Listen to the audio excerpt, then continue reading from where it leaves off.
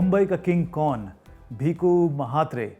With that unforgettable line from the movie Satya, Manoj Bajpayee announced his arrival in big league Bollywood. After that movie, Manoj could have easily been typecast in villain roles, but he refused to succumb and he did a variety of roles. He became royalty, he was a spy, and now he's going to be a journalist, an investigative journalist in a new OTT movie called Dispatch. Manoj Bajpayee is with us today to talk about his movie and his life when he started off from a small village in Betia in Bihar. From Betia to Bollywood, Manoj Bajpayee, welcome to PTI. तो आप killer रहे हैं, spy रहे हैं, family man रहे हैं जी, और अब जर्नलिस्ट बनने वाले हैं, इन्वेस्टिगेटिव जर्नलिस्ट. ज़रा हमारी बिरादरी की इज्जत रख लेना, ठीक तरह से करना उसमें काम. और जो इन्वेस्टिगेटिव जर्नलिज्म जो कर रहे हैं उसमें, उसका अंततः क्या होता है? आप सॉल्व करते हैं जो करने वाले हैं उसमें? जी, वो तो देखिएगा आप, लेकिन हम एक बहुत ही चैलेंजिंग और फोर्थ पिलर के एक एक एक ख़ास ऐसे पहलू को भी सामने लेके आ रहे हैं जो कि डार्क है, जो कि ख़तरों से भरा हुआ है, और जिसमें जर्नलिज़म के अलावा जो जर्नलिस्ट है उसकी भी अपने जो ग्रे एरियाज़ हैं और उसकी अपनी जो व्यक्तिगत लाइफ है, इस जर्नलिस्ट की हम उसको भी एक्सप्लोर कर रहे हैं. एक आदमी के तौर पे उसके दिमाग को समझने की कोशिश कर रहे हैं. वहाँ पे वो व्यक्ति जो घर पे जर्नलिस्ट नहीं है और एक वो व्यक्ति जो ऑफिस में जर्नलिस्ट है और फील्ड में जर्नलिस्ट है, वो कितनी सारी चुनौतियों पे का सामना कर रहा है. उसमें क्या क्या है जो उसके अंदर में बदल रहा है, तो वो उन सारी चीज़ों को डर एक बहुत बड़ा फैक्टर होगा जब आप फिल्म देखेंगे. जो डर है वो लगातार आपके साथ रहेगा.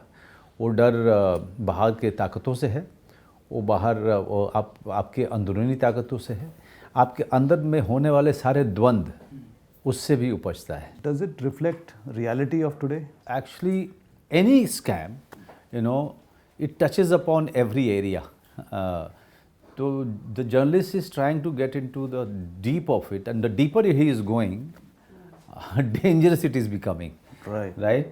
तो आप बहुत सारी चीज़ें, मैं बहुत सारी चीज़ बताना नहीं चाहता हूँ because I don't want to take away the interest part of it, but it is something जो कि मेरा अपना मानना है कि हिंदुस्तान में पत्रकारिता पे न्यू दिल्ली टाइम्स से अच्छी फिल्म नहीं बनी है. बिल्कुल जी. और बाकी सारी फिल्में जो हैं पत्रकार को छू के निकल गई हैं, उसकी ज़िंदगी को छू के निकल गई हैं, वो अंदर तक गए नहीं. जो सबसे पावरफुल जो फिल्म बनी थी वो न्यू दिल्ली टाइम्स थी. लेकिन अगर जिसे कहें कि उस पूरे अंधकार को और उस दलदल को और उस खतरे को पूरी तरीके से और उस व्यक्ति को पूरी तरह से एक्सप्लोर किया गया है, तो मैं पूरे दावे और गर्व के साथ कह सकता हूँ कि डिस्पैच में किया गया है. Very good.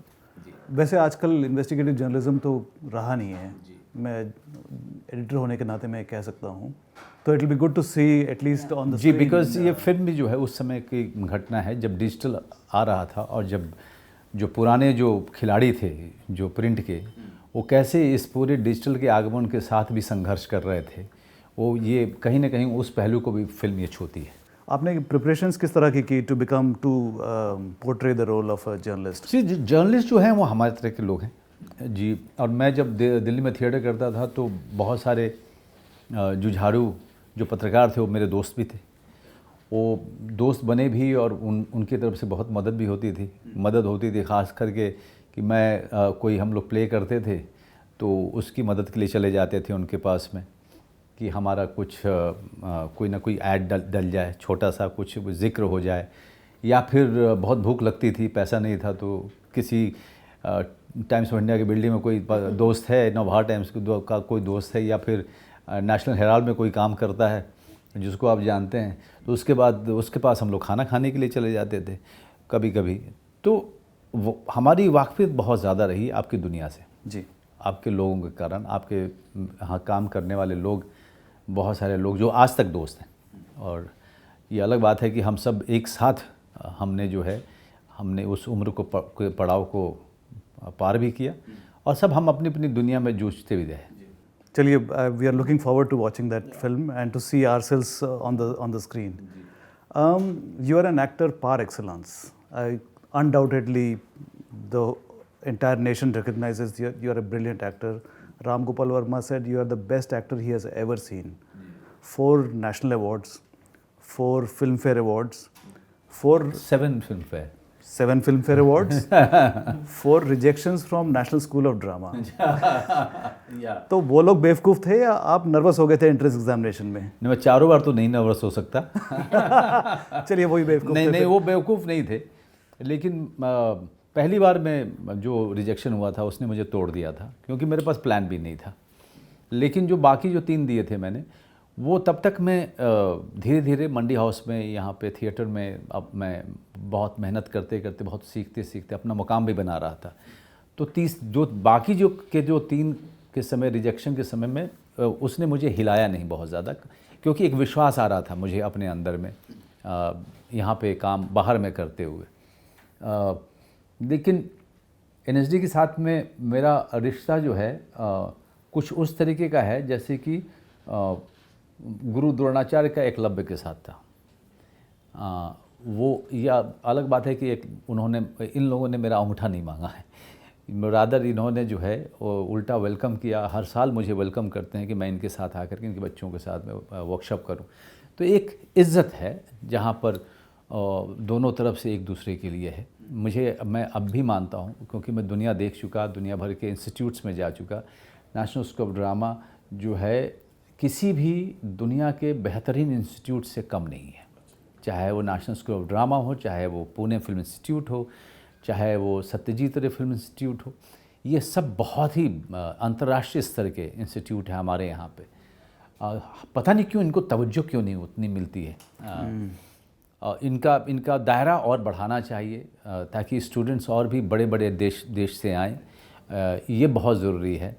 और आपके अगर माध्यम से या हमारी बातचीत के माध्यम से ये बात अगर सरकार तक और सांस्कृतिक मंत्री तक पहुंचती है और उस पर ध्यान देते हैं, तो शायद कुछ इसको व्यापक स्तर पे बढ़ाने की बात भी सोची जाए, क्योंकि ये बहुत ही लेकिन सीट्स बहुत कम होते हैं।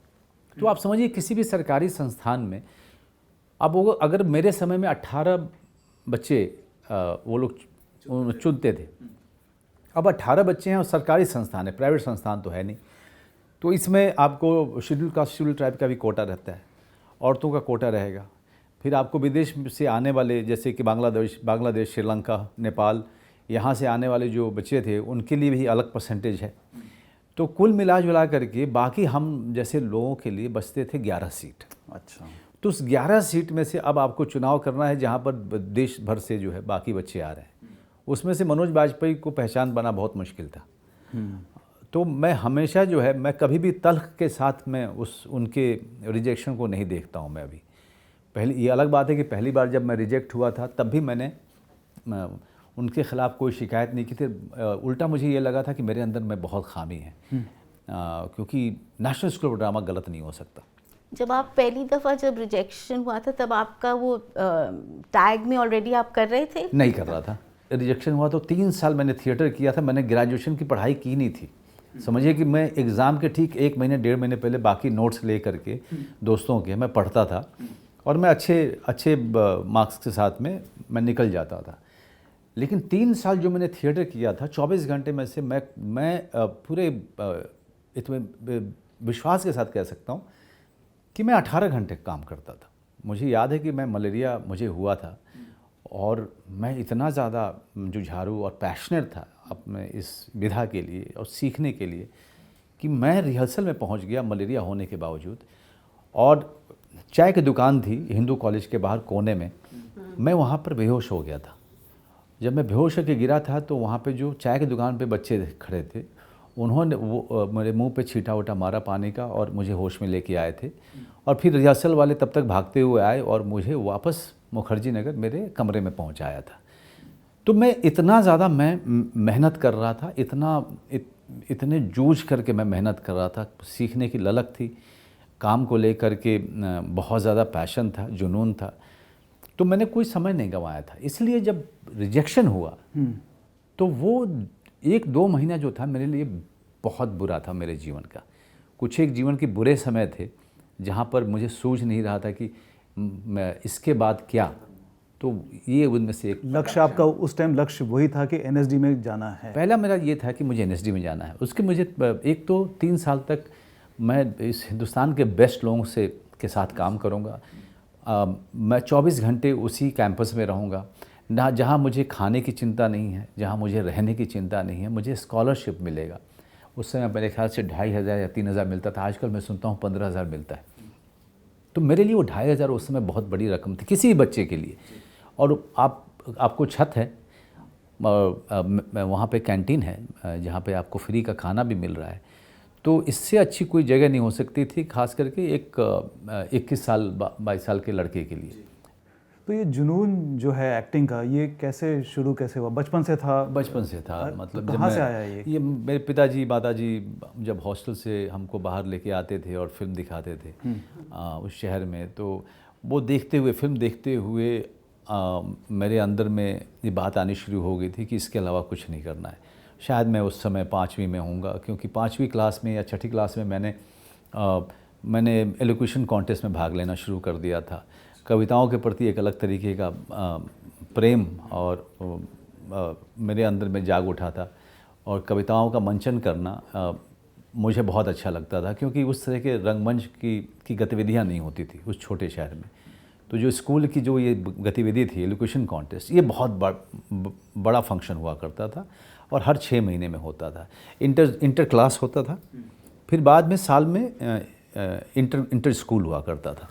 तो उसमें हर फंक्शन में सेकेंड आना, फर्स्ट आना, ये एक हर साल का एक नियम था। तो वो मोटिवेशन बन गया था एक तरह से? मोटिवेशन था मेरा वो। मैं और कविताओं के प्रति जो मेरा प्रेम है और भाषा को लेकर के जो प्रेम है, वो उसी समय शुरू हुआ था मेरा।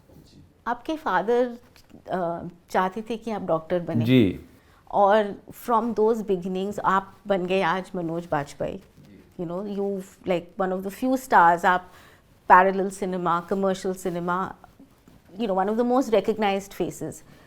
तो आपके जो जो यूथ है आपके विलेज में, आपने कितने लोगों को इंस्पायर किया होगा? आप सोचते हैं कि आपकी लाइफ बहुत एक्चुअली इंस्पिरेशनल है। जी, वो मुझे You've achieved your dreams. देखिए, मुझे जैसा बताया गया कि सत्या जब चली थी और इतनी ह्यूमंगस ब्लॉकबस्टर हुई थी और एक अलग तरीके की फिल्म इंडस्ट्री में आए थे, उसके बाद मुझे ये बताया गया कि न सिर्फ मेरे गांव से, न सिर्फ मेरे ज़िले से, पूरे स्टेट से बहुत सारे यंग लोगों ने अपना घर छोड़ा था सत्या के बाद। वो सिर्फ एक्टर बनने के लिए नहीं, बहुत सारे एक्टर बनने के लिए भी निकले थे, लेकिन बहुत सारे जो है उन्होंने घर इसलिए छोड़ा था क्योंकि उनको लगा कि अगर ये आदमी घर छोड़ करके कुछ बन गया, पर्दे पे आ गया, तो हम सब अपने अपने जीवन में जो चाहते हैं वो हम घर छोड़ने के बाद बन सकते हैं।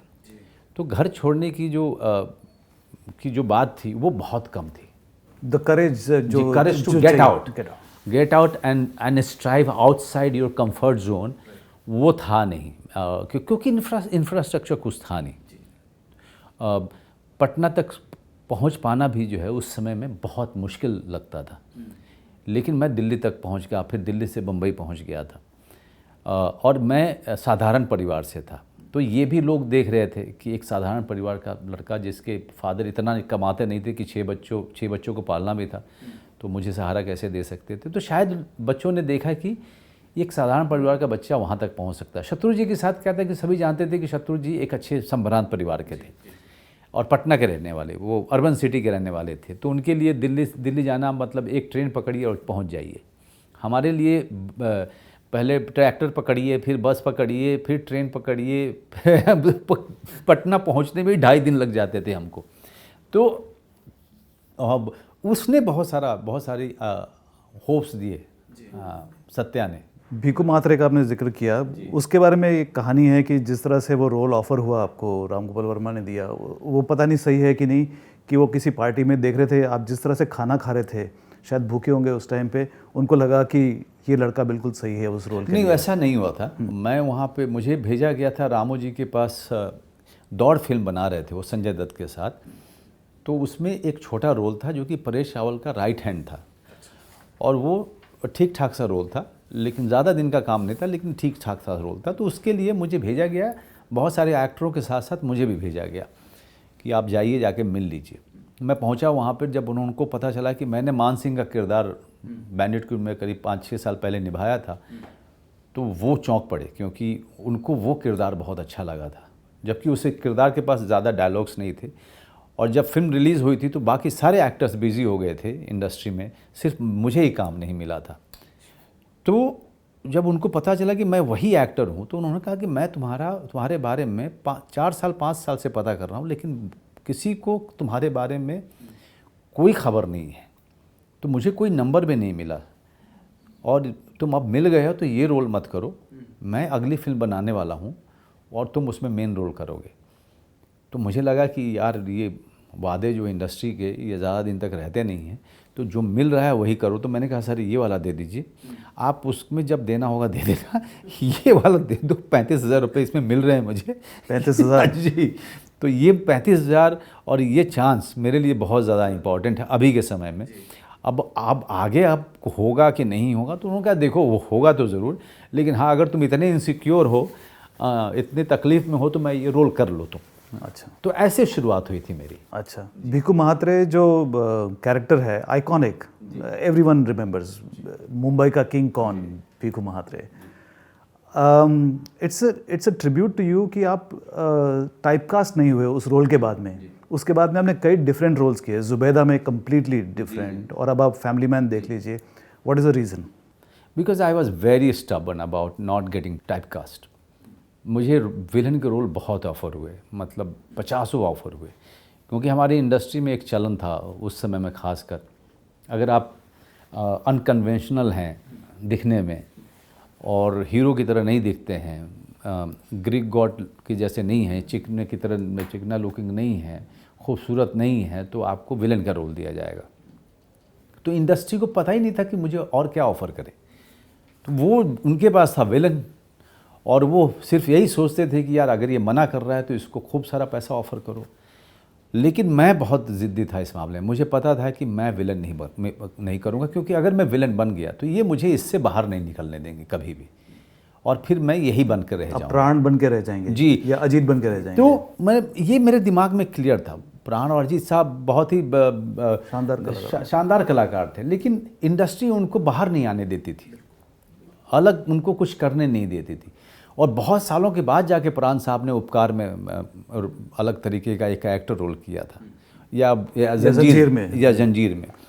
लेकिन प्राण साहब को कभी निकलने नहीं दिया गया, इतने बेहतरीन कलाकार थे। ऐसे ही बहुत सारे और भी कलाकार। तो ये बात मुझे पता थी, उस उम्र में भी मुझे इस बात का अंदाज़ा था कि, और मैं अवेयर था कि मैं ये काम नहीं करूँगा। आपने एक दफ़ा एक इंटरव्यू में बोला था that nobody will offer you high society roles, quote and quote high society roles.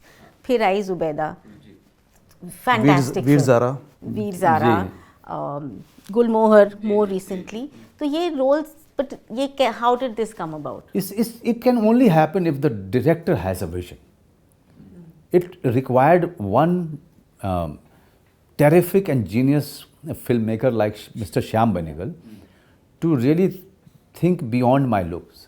You know, he was very convinced that it's Manoj Bajpayee who will do this role, and it was me who was doubting that. Amazing. You know, so उन्होंने कहा कि ये रहे photograph सारे राजाओं के, हिंदुस्तान के, और आप मुझे बताइए कि आप इनसे ज़्यादा गुड लुकिंग है कि नहीं है। Just to calm me down, just to satisfy me about the casting, because I was very, very doubtful about his casting. Okay. So he came to you with the role? He has sent a message through Ram Gopal Verma. Acha. So Ramoji said only one thing. Mr. Shyam Benegal wants to work with you. He wants to cast you in some role. I don't know what the film is all about, but you are not going to say no to anything that he offers. That should be our regard and respect to that filmmaker. So you are going to say yes. You are not going to say no. And I was so grateful to Mr. Ram Gopal Verma that I decided in my mind, whatever he will give it to me, I'll do it. But I didn't know that he's going to offer me the Prince role. Okay. But it was quite a learning phase for me. But the moment I was cast in Zubeda, the moment I was cast in Shul as the protagonist, people's perception about Manoj Bajpayee as an actor started changing. Right. But that could only happen because I waited for the right role to happen. Very true, very true. And waiting was a long one. Waiting where you are known everywhere in this world, in the country, but nobody knew that my pocket was very light. I didn't have the money. I was still a struggler. I didn't have a house to live. I was still living on rent and trying to manage my life somehow. Because I didn't want to do the stereotypical role of a villain that they wanted me to do. You struggled a lot before you got the break in. Satya was a big one. 98 में release हुई. जी. उसके बाद में there were reasonable successes. Right. 2001 से 2010 was again a lean period where the films were not doing well. Right. What is your definition of struggle? Struggle का मतलब क्या होता है? हम बहुत सुनते हैं struggle. स्ट्रगल देखिए, मैं इसको स्ट्रगल उतना ज़्यादा नहीं बोलता, क्योंकि स्ट्रगल तो मुझे लगता है कि वो रिक्शा वाला करता है, क्योंकि अगर वो रिक्शा नहीं चलाएगा तो शाम को अपने परिवार को खिला नहीं पाएगा, और वो उसका ड्रीम नहीं रहा हुआ है. करेक्ट, कि रिक्शा चलाऊंगा. कि रिक्शा चलाऊंगा. हम लोग तो उसमें लड़ाई कर रहे थे जो हम करना चाहते थे. हम तो अपने ड्रीम को चेज कर रहे थे. That was a very selfish. लेकिन भूख भी एक स्ट्रगल होती है. जैसे आपने कहा कि मलेरिया में जी आप भूख बेहोश हो गए. भूख एक बहुत बड़ी चीज़ होती है जब आप, और ख़ास करके जब आप एक साधारण परिवार से आते हैं और जब आपको सपोर्ट उस तरह का नहीं होता है, तो आप डिपेंड कर रहे होते हैं अपने दोस्तों पे ज़्यादातर, और दोस्त एक दूसरे का हाथ पकड़ के अपना अपना रास्ता तय कर रहे होते हैं. तो मुझे दोस्त बहुत अच्छे मिले. बहुत सारे दोस्तों से तो मैंने चप्पल लिए, जूते लिए, वो मुझे कपड़े भी अपने देते थे, शेयर करते थे. तो ये सारे जो चीज़ें मैं कर रहा था, जब वो आप उस उम्र में कर रहे होते हैं तब आप सोच नहीं रहे होते हैं कि आप किसी तकलीफ़ से गुजर रहे हैं, क्योंकि आपकी एक तो उम्र आपके फेवर में है. आप जवान हैं, अभी जवानी के दहलीज पे कदम रखा है आपने. आपके अंदर में अथाह ऊर्जा है और उम्र है बहुत सारी जीने के लिए आपके सामने.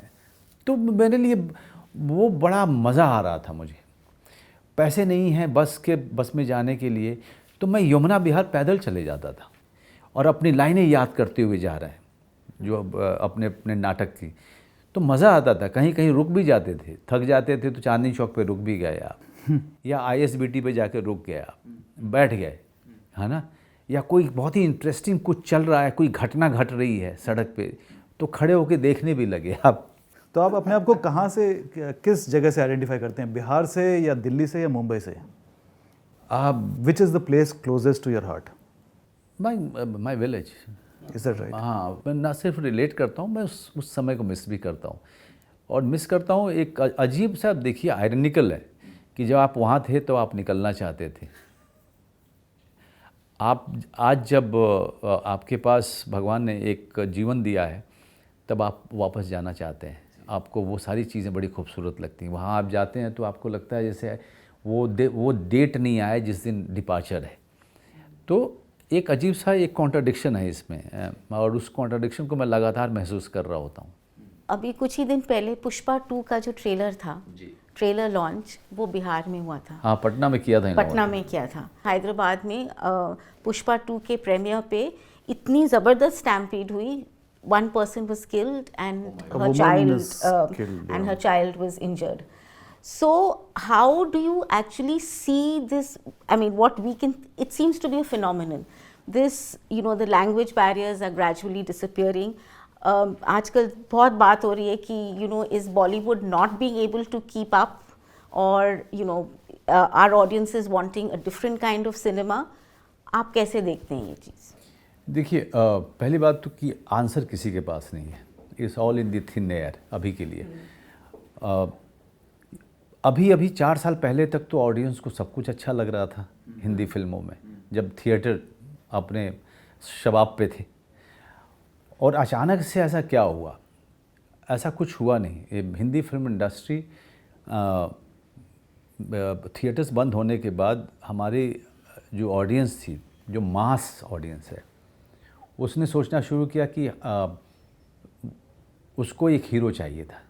हम हीरो तलाशते हैं हमेशा अपनी फिल्मों में, और उसको एक समय के बदलते समय में उसको जो एक अपना मास हीरो चाहिए वो उनको मिलना बंद हो गया था, एज़ इट इज़ बंद हो चुका था, क्योंकि मल्टीप्लेक्सेस बहुत हो चुके हमारी हिंदी फिल्म के टेरिटरीज़ में। साउथ ने कभी मल्टीप्लेक्सेस को उस तरह से पनपने नहीं दिया, और एक एकता रही उनके अंदर में, क्योंकि उनको हमेशा लगा कि उनका सिनेमा सर्वाइव इस मास ऑडियंस के कारण ही कर सकता है। लेकिन हम चेंज हो गए थे, क्योंकि मल्टीप्लेक्स अभी आने ही वाला था, तब तक हमारे जो एक एस्पायरिंग इंडिया था वो भी नॉर्थ में काफ़ी बड़े स्तर पे पनप रहा था या आ रहा था। उसको अपना हीरो चाहिए था इस तरफ, तो उसको हीरो जो मिले जिन्होंने 20-30 साल राज किया यहाँ पे। लेकिन कोविड के दौरान जो है मैंने देखा कि वो शिफ्ट हुआ है पूरा, एक युग बदला भी है, जहाँ से वापस से मास जो है वो उसकी संख्या ज़्यादा थिएटर जाने वालों में रही, और जो मल्टीप्लेक्सेस वाले हैं आपके और मेरे जैसे, we chose to stay at home and enjoy OTT, right? If I ask you what is the latest film that you have seen in theater, you will struggle to even remember. Correct. No, I mean, but generally, yeah, that's true. So that's the, of course. So और जो जाने वाला है theatre में जो जा रहा है वो सिंगल स्क्रीन वाला मास ऑडियंस जा रहा है, उसके लिए मल्टीप्लेक्स का टिकट अफोर्ड कर पाना बहुत मुश्किल है। जो देखिए, ये मेरा एक मैं बहुत कुछ जानता नहीं हूँ, मेरे पास भी आंसर नहीं है, मैं I am trying to analyse. तो अब जो हमारा जो मास ऑडियंस है, अब चूंकि वो तो मल्टीप्लेक्स में जा नहीं पा रहा है, लेकिन मल्टीप्लेक्स में अगर जाता भी है तो वो पठान, जवान और एनिमल देखने जाता है ना, और वो भी बहुत मुश्किल से जाता है। लेकिन जो सिंगल स्क्रीन है वो भरे हुए हैं पूरे तरीके से, तो सिंगल स्क्रीन का जो ऑडियंस है उसका हीरो आलू अर्जुन में दिख रहा है, वो उसकी तरीके की फिल्म दे रहा है जिस तरीके की फिल्म वो थिएटर में जाके एंजॉय करना चाहता है। और आलू अर्जुन हो, चाहे NTR हो या फिर महेश बाबू हो, ये सब हमारी हिंदी फिल्म के ऑडियंस उनको आज से नहीं देख रहे हैं, उनको कम से कम 10 साल से देख रहे हैं, डब्ड वर्जन देख रहे थे, बिल्कुल अपने घर पे देख रहे थे, या फ़ोन पे देख रहे हैं अपने जी, अपने फ़ोन पे 10 साल से देख रहे हैं। हमें लगता है कि हमारी ऑडियंस ने अभी जाना है NTR को, आलू अर्जुन को या फिर महेश बाबू को, जबकि वो जानते हैं 10 साल पहले से, क्योंकि वो TV पे उन्हीं को देख रहे थे। और मैंने कुछ एक तेलुगु और तमिल फिल्म की थी उस दौरान में। तो मुझे कोई आके बोलता था कि आपका ना खतरों का खिलाड़ी मैंने फिल्म देखी, तो मुझे लगता था ये खतरों की खिलाड़ी कौन सी फिल्म की है मैंने जो इसने देख ली। तो बाद में पता चलता था कि वो डब्ड फिल्मों का नाम कुछ बदल के रखा गया था। तो वो उसने देखी है और उसके सारे परिवार ने देखी। हरियाणा के गाँव में अगर 7 साल पहले भी NTR जाता तो ऐसा ही स्टैम्पीड होता जो आपने सुना है। अच्छा जी। So the popularity has always been there. Ji, with the mass audience. We sitting in the cities don't realize this. We never realized this.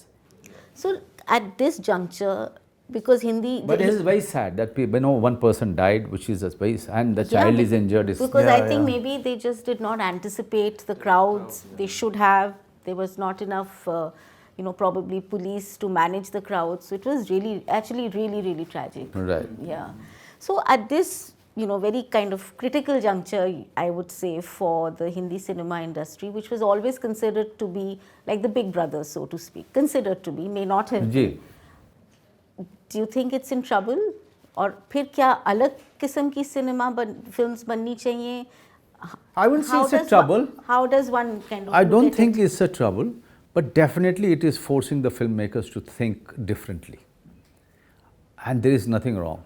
I think it's a churning, it's a lull, and I'm very hopeful that it is going to get back to its own natural self, very soon.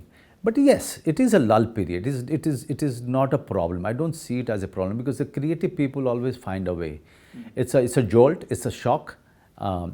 And now they are thinking very hard. They are really coming together and trying to find a solution to it. And they will find a solution to it because recently Stree 2 has done such a remarkable business. Yeah. So that means people are somewhere willing to go to the theatre, but they want something else. And that something else is something that filmmaker has to really innovate and think hard about. Let's come back to you. I think because our audience would like to know Manoj Bajpayee, the actor Manoj Bajpayee, but the person. And believe me, अब मैं तो दूर से बोल रहा हूँ, आजकल के समय में मेरी फिल्में ज़्यादातर जो हैं OTT पे आती हैं। OTT पे आती हैं। तो उसका भी ऑडियंस बहुत है। जी, उसका ऑडियंस कुछ ज़्यादा है, क्योंकि लास्ट ईयर जो सिर्फ एक बंदा काफ़ी आए, जो मेरी फिल्म आई, वो फिल्म ने कुछ हिस्टोरिकल व्यूज़ किए हैं। अगर उसको रुपीज़ में अगर कन्वर्ट करने जाएंगे आप, तो मेरे ख्याल से वो ये ऑल टाइम ब्लॉकबस्टर है वो, जिस तरह के व्यूज़ उसको मिले, या फिर गुलमोहर को उस तरीके से। आपने कई तरह के रोल्स किए हैं, villain and comic also, and extremely intense emotional roles. Which ones do you like the most? I love all of them. You love all of them? All of them, because I consider myself an actor. और actor का definition यही है कि वो एक किसी genre से या एक टाइप से जो है चिपक के नहीं रहे, वो लगातार कुछ नया एक्सपेरिमेंट करता रहे अपने क्राफ्ट के साथ, अपनी विधा के साथ। वो उसमें मुझे मज़ा आता है। अगर आप कोई दूसरा आदमी इसी तरह की फिल्म, जो डिस्पैच है, फिल्म मुझे देगा 2 साल के बाद भी, तो मैं नहीं करूँगा। अभी एक बहुत अच्छी स्क्रिप्ट आई थी मेरे पास, और गुलमोहर बहुत ही इट्स अ क्लासिक, और वो ये जो स्क्रिप्ट मुझे मिली, ये भी बहुत अच्छी फिल्म है, लेकिन मैंने नहीं किया, क्योंकि मैं ऑलरेडी उस जॉनर की, उस वर्ल्ड की कहानी कर चुका हूँ, एक किरदार कर चुका हूँ, और वापस से फिर मैं उसी दुनिया को जाकर के एक्सप्लोर नहीं करना चाहता हूँ।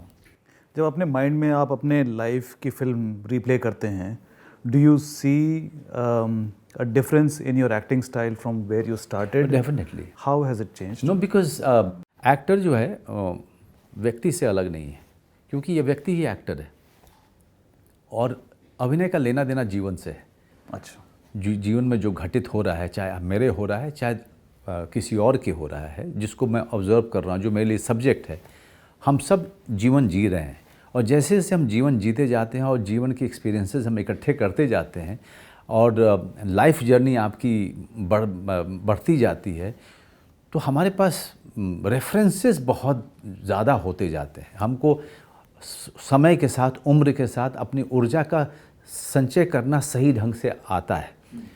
तो जैसे जैसे आपकी उम्र बढ़ती है, आप एनर्जी को कंजर्व अच्छे से करते हैं और सही जगह पे उसको चैनलाइज करते हैं। जब आप एक व्यक्ति के तौर पे ये सब चीज़ें सीख रहे होते हैं, तो उसको एक एक्टर के तरीके से भी उसको उसमें अडेप्ट करते हैं, या उसको उस एक्टर को भी उससे फ़ायदा पहुंचाते हैं आप।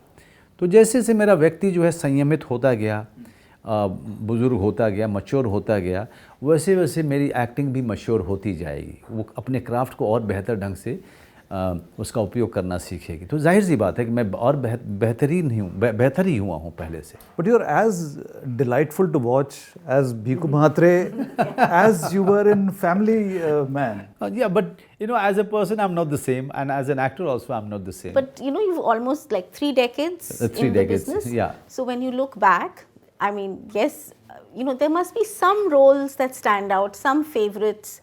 Favorites never become, because you know, even in my bad films, I have worked very hard. No, of course. So I keep like, them which very is the close to one? my heart. Which is the one you kind of say? No, they can't. Wow! Be, I thank God I did no, this. if I take the name of Gali Guliyan, which is on Amazon, which is, you know, I think the most challenging film and role I've ever done.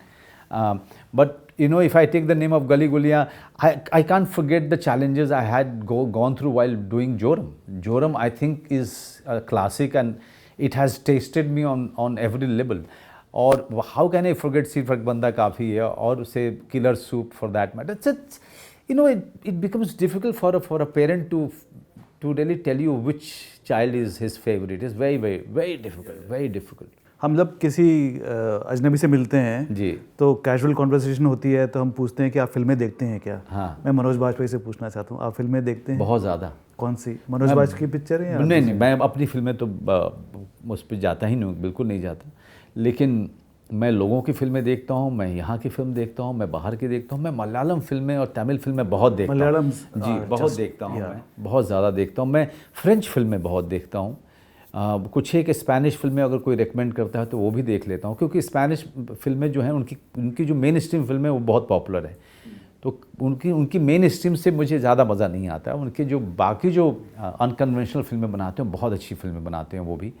और भी बहुत सारी countries हैं, जैसे आप Danish फिल्में देखिए, बहुत अच्छी फिल्में बनती हैं वहाँ पे, स्कैंडिनेवियन कंट्रीज़ की। तो मैं इस तरह की फिल्मों को ज़्यादा देखता हूँ। आपने लास्ट फिल्म कौन सी देखी थी? वेल अभी लास्ट फिल्म तो अभी देखी है मैंने।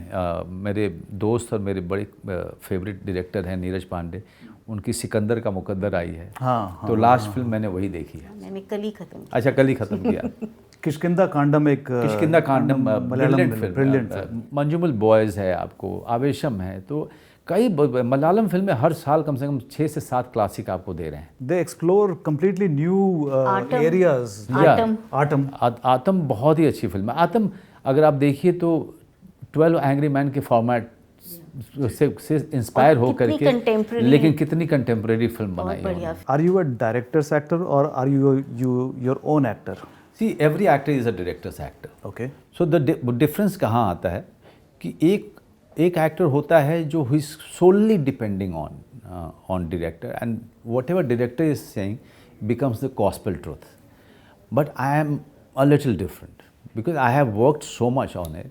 Yes, in collaboration with the director, that I have few questions. Okay.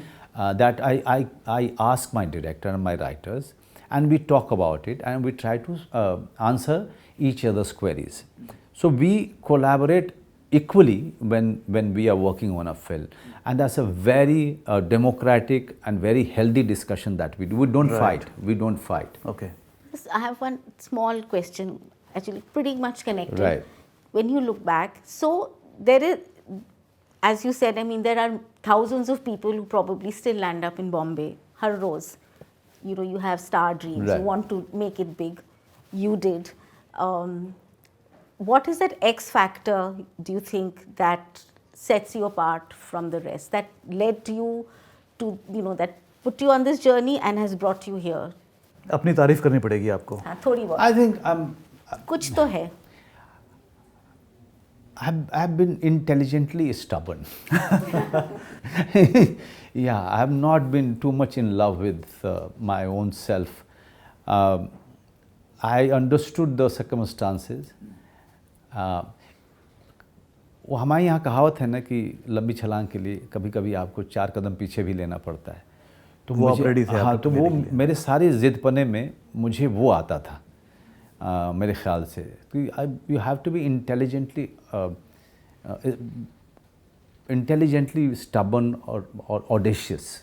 हाँ, मैं स्टबर्न इसलिए कहता हूँ कि अगर आप स्टबर्न नहीं हैं तो ये तोड़ देंगे आपको, सर्कमस्टांसेस और परिस्थितियाँ तोड़ देंगी आपको।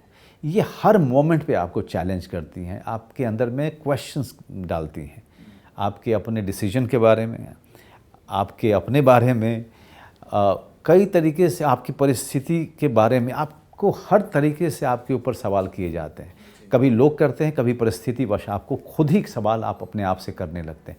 तो सारे संदेह की स्थिति में और सारे सवालों की स्थिति में अगर आप इंटेलिजेंट रहें और स्टबर्न रहें तो ज़िंदगी जो है आप बड़े अच्छे से आगे तक लेके जा सकते हैं। और देखिए दूसरी बात है कि हर कोई एक ही मुकाम पे नहीं पहुंचेगा। मनोज बाजपेयी एक ख़ास मुकाम पे पहुंचा तो नवाजुद्दीन सिद्दीकी भी पहुंचा, इरफान भी पहुंचा, या के मेनन भी पहुंचा, लेकिन सब अपनी अपनी जगह पे अपने अपने तरीके से खुशी खुशी हैं, वहाँ हैं जहाँ भी अभी पहुँचे हैं।